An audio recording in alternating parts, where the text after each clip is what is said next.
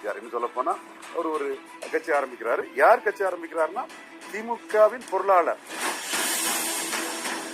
இப்போ உள்ள காலகட்டத்தில் ஒரு எஸ்டாப்ளிஷ் பார்ட்டிக்குள்ள வந்து ஒரு நடிகர் போய் சேரவே முடியாது.